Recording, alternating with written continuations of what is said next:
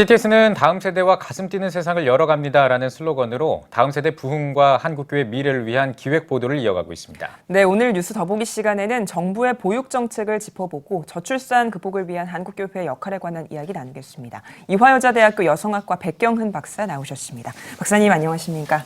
예, 반갑습니다. 자, 시간이 지날수록 우리나라 저출산 고령화 현상이 심해진다 이런 이야기들이 나오고 있는데 현황이 어느 정도 되는지 궁금합니다. 네, 아무래도 오늘 보육 정책에 대해서 이야기를 하기 때문에 영유아 수 감소에 대해서 말씀드리지 않을 수 없는데요. 네. 1990년대 중반 이후부터 이미 영유아 수는 굉장히 급감하고 있는 추세이고요. 그리고 2017년부터는 매해 10만에서 15만씩 영유아 수가 감소하고 있습니다. 그리고 통계를 보게 되면 2000년에는 398만 명이었고요. 2018년에는 249만 명으로 영유아 수가 감소했습니다. 네. 그런데 이런 영유아 수의 감소뿐만 아니라 또 중요한 문제는 젊은 청년 세대 안에서 특히 여성들을 중심으로 결혼과 출산을 기피하는 경향들이 좀 강해지고 있다는 건데요. 지난해 이루어진 설문조사를 보면 20대 여성 중 3명 중 1명이죠. 결혼 의향이 없다라고 응답을 했고요. 그리고 결혼을 하더라도 출산을 하지 않는 무자녀 부부의 수가 증가하는 추세에 있습니다. 그래서 전문가들은 이런 문제의 원인을 돌봄 기피 혹은 돌봄 결핍, 돌봄 위기의 문제다라고 규정을 하고요. 또 네. 이전에 발견되지 않았던 새로운 사회적 위험이라는 뜻에서 신사회 위험으로 규정을 합니다. 예. 그렇기 때문에 저출산 정책 안에서 보시게 되면 돌봄 정책의 비중이 굉장히 확대가 되고 있고요. 그리고 보육 정책도 영유아기의 영유아 아동을 어떻게 잘 돌볼 수 있을까라는 측면에 어떤 돌봄 정책의 일환으로서의 중요성을 갖는다고 볼 수 있습니다. 예. 네, 사실 현 정부뿐만 아니라 지난 정부에서도 저출산을 극복하기 위한 여러 정책들을 시행해 왔는데요. 그동안 정부들이 어떤 정책을 시행했는지도 궁금하고요.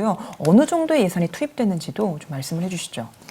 네, 여러 가지 정책의 변화들이 있긴 했는데 가장 중요한 거 2가지를 말씀드리면 2004년에 공보육 이념이 도입이 되었고 그리고 2013년에 누리과정 무상보육이 시작된 것을 말씀드릴 수 있을 것 같습니다. 네.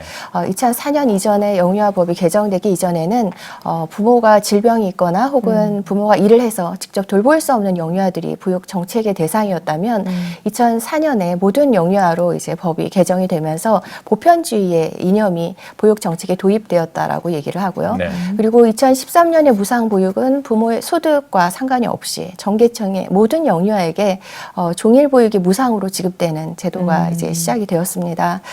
그리고 예산 측면을 보게 되면 2013년부터 18년까지 이제 6년간이죠. 총 30조 5천억 원이 소요가 되었고요. 평균적으로 보면 매년 이제 5조 원 가량의 보육 사업 예산이 배정이 되고 있습니다. 그리고 또 하나 말씀드리고 싶은 것은 정부가 추진해온 중요한 정책 중에 하나가 국공립 보육시설을 확충을 하는 것입니다. 그래서 2018년에 개소수 기준으로 보면 9.2% 수준까지 거의 10%에 달하는 수준까지 이제 국공립 시설을 확충을 해오고 있습니다. 네. 예, 알겠습니다.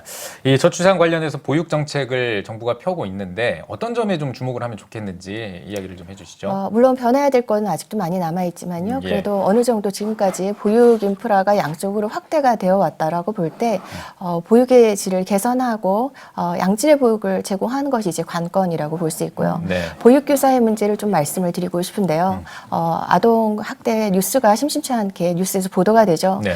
저도 부모로서 마음이 아픈데요. 특별히 보육교사 입장에서 볼 땐 또 선량한 마음을 가지고 열심히 일하는 보육교사들의 어떤 사기가 떨어지는 문제들이 있는 것도 사실입니다. 네.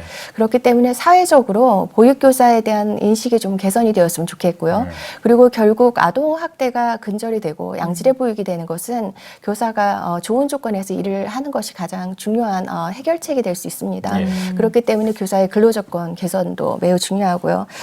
그리고 2020년 3월부터 새롭게 정부가 시작하는 변화된 정책이 있는데요. 기존의 12시간 보육이 장시간 보육이 양질의 보육이 될 수 없었던 문제를 해결하기 위해서 오후 4시 이전의 기본 보육과 또 4시 이후의 연장 보육을 다른 전담 교사가 맡을 수 있는 정책의 변화가 이제 시작이 되는데 이 정책이 잘 정착이 될 수 있을지 많은 부모님들이 좀 모니터링을 하면서 관심을 가지고 지켜봐 주셨으면 좋겠고요. 예. 한 가지만 좀 덧붙이면 아동이 어떻게 12시간을 그 긴 시간을 기관에서 보낼 수 있을까라고 부모들이 걱정을 많이 하실 수 있는데요. 모든 부모들이 자녀가 잘 돌봐줬으면 좋겠고 네. 또 부모로서 많은 시간을 가지고 싶다라는 한결같은 마음은 갖고 계실 텐데요. 우리나라가 장시간 노동 문화 때문에 어쩔 수 없이 6시까지 일을 해야 되고 또 7시나 7시 반에 자녀를 찾아야 되는 많은 부모들이 있는 것도 현실입니다. 그렇기 때문에 정부가 12시간 보육을 한다면 그 보육이 정말 양질의 보육이 될 수 있도록 정책을 많이 개선하는 것이 중요한 관건이 될 것 같습니다. 예. 네. 저출산을 포함해서 인구 문제가 사실 비단 우리나라만의 문제가 아니라 전 세계 많은 나라들이 함께 고민하는 부분일 텐데요. 물론 좋은 사례가 있다면 그대로 적용할 수는 없겠지만 우리나라도 좀 참고하면 좋을 것 같고요. 그래서 해외 보육 정책은 어떤지도 좀 사례를 살펴볼까요? 네, 여러 좋은 사례들이 있겠지만 오늘은 덴마크의 사례를 좀 말씀을 드리고 싶고요. 덴마크 같은 경우는 여성들이 경력 단절에 대한 걱정이 없이 은퇴할 때까지 일을 할 수 있는 국가인데요. 한국과 같은 독박 돌봄이 없고요. 그리고 할머니가 돌봐야 되는 그런 조부모 돌봄도 전혀 없습니다. 하지만 보육 정책과 일가족 양립 정책으로 남성과 여성이 모두 평등하게 은퇴할 때까지 일을 할 수 있다는 점이 특징이고요. 그 보육 정책의 전제를 좀 소개를 하고 싶은데요. 아동을 바라보는 여러 가지의 관점이 있지만 덴마크의 그 아동 돌봄 정책 안에서 아동은 시민입니다. 네. 그렇기 때문에 시민으로서의 아동을 어떻게 잘 길러낼 수 있을까라는 것이 그 보육 교사인 소셜 페다고그라고 부르는데요. 그 교사의 전문성의 중요한 부분을 차지하게 되고요. 그런 점은 좀 한국 사회에서도 깊이 들여다보고 연구하면 좋지 않을까라는 생각을 해봅니다. 예, 알겠습니다. 이 다음 세대를 부흥시키기 위해서는 보육 정책 어떤 쪽으로 좀 지향을 해야 될지 그 지향점에 대해서 이야기를 해주신다면 어떨까요? 덴마크 사례를 소개해드린 이유도 예. 한국의 이런 아동기에 대한 좀 심도 깊은 논의 그리고 보육교사의 전문성을 어떻게 새롭게 할 수 있을까 이런 이야기들이 좀 시작이 되었으면 좋겠다라는 의미에서인데요. 네. 한국 사회 같은 경우는 아동을 바라보는 보호관리 대상으로서의 그런 관점이 우세한 국가이고요. 네. 그리고 중산층 이상의 엄마들을 만나면서 연구를 한 경험이 있는데요. 이미 영유아 시기를 우리 스카이캐슬 다 알고 계시죠? 근데 영유아 시기를 학습 관리가 이루어져야 되는 그런 시기로 보는 경향들이 이미 강하게 나타나고 있고요. 그래서 이런 한국의 문제들을 좀 해결하기 위해서는 건강한 아동에 대한 관점 그리고 보육교사의 새로운 전문성 이런 것들에 대한 논의가 좀 필요하다고 보고요. 그리고 두 번째는 돌봄의 특징 중에 하나가 전 생애에 지속적으로 이루어져야 된다는 것입니다. 그렇기 때문에 사실 보육이 끝났다고 해서 모든 돌봄의 문제가 해결된 것이 아니고요. 실질적으로 제 주변에 있는 여성들도 실제 아이가 초등학교 입학을 하면 이제 오히려 경력 단절의 위기를 더 크게 겪는 경험들 하시게 되는데 그렇기 때문에 돌봄에 대한 공백 없이 보육 정책 이후에 초등 돌봄 정책도 함께 강화되는 것에 대한 관심들을 좀 많이 가져주셨으면 좋겠고요. 예. 그리고 마지막으로 돌봄자 관점 굉장히 쉬운 관점이면서도 간과되기 쉬운데요. 아동들이 돌봄 대상이 잘 돌봐지기 위해서는 결국 쉽게 말하면 부모들이 행복하면 되고요. 예. 그리고 교사들이 행복하면 되는 것입니다. 그렇기 때문에 돌봄 보육 정책을 잘 하기 위해서는 교사와 부모가 행복할 수 있는 정책적인 지원도 더 많았으면 좋겠습니다. 예. 네. 저출산 문제를 앞두고 정부 차원의 노력도 정말 중요하겠지만 또 한편에서는 종교기관이 힘을 보태면 좋을 것 같다라는 목소리도 나오고 있거든요. 어떻게 좀 힘을 합칠 수 있을지 제언을 해주신다면요. 네. 말씀드리고 싶은 것은 함께 돌봄의 문화를 확산하는 교회의 역할에 대해서 좀 말씀을 드리고 싶고요. 함께 돌봄이라는 것이 사실은 굉장히 간단한 원칙으로 들릴 수도 있지만 미국의 정치 철학자인 조한 트론토가 돌봄 민주주의라는 논의를 하면서 핵심적인 원칙으로 제시한 것입니다. 거기에 두 가지 중요한 생각이 있었는데요. 하나는 어떤 시민도 타인의 돌봄의 책임이 무임승차해서는 안 된다는 것이고요.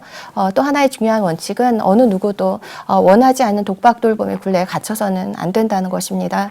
사실 이 두 개의 아이디어는 서로 연결이 되어 있는데요.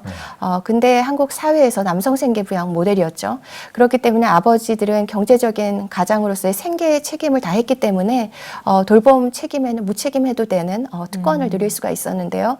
그렇기 때문에 어머니들은 경제 활동을 하지 않고 원하지 않은 돌봄도 해야 되는 독박 돌봄의 굴레에 갇혀 있었고요. 그런데 이제 후기 산업사회로 우리가 진입을 했습니다. 그렇기 때문에 이제 여성도 남성도 개인으로서 일하지 않으면 생존이 불가능한 그런 시대적으로 경제적 불안정 속에 우리가 살아가고 있는데요. 그렇기 때문에 더 이상 누군가 무임승차를 하고 또 누군가는 원하지 않는 독박 돌봄을 해야 되는 이런 문제들은 반드시 해결되어야 한다고 보고요. 그런 의미에서 교회가 좀 함께 돌봄의 문화를 확산하는 좀 중심적 역할, 그리고 지역사회 안에도 좀 사각지대에 방치되는 아동 없이 교회가 그런 촘촘한 돌봄의 네트워크를 만드는 구심점을 했으면 좋겠습니다. 네. 이제 다음 세대 활성화를 위해서 여러 가지 이제 노력들이 필요한데 한국 교회는 어떤 노력을 해야 될지 이 의견도 좀 듣고 싶습니다. 네, 정말 다음 세대의 저희 중요한 기도 제목 중 하나이기도 한데요. 예. 다음 세대를 설명하는 여러 언어들 중에 보면 뭐 88만 원 세대, 불안 세대, M4 세대 뭐 이런 이야기들을 합니다. 네. 그 단어만 들어봐도 이 세대가 감내해야 되는 이 세대의 어떤 변화의 무게가 어떠한지 짐작을 할 수 있는데요. 특별히 더 중요한 문제는 이 청년 세대들은 성공한 선배들의 어떤 롤모델이 없이 이 어려움들을 헤쳐나가야 된다는 것입니다. 네. 그렇기 때문에 특별히 교회가 좀 이 청년 세대, 다음 세대의 든든한 지원군이 되었으면 좋겠고요.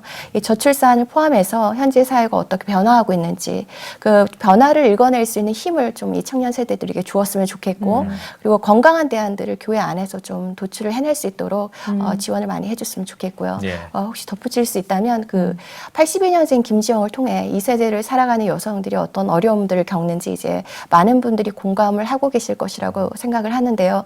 특별히 좀 교회가 이 여성들에게 희망과 좀 위로의 메시지를 많이 선포해 줄 수 있으면 좋겠다라는 생각을 하고요. 네.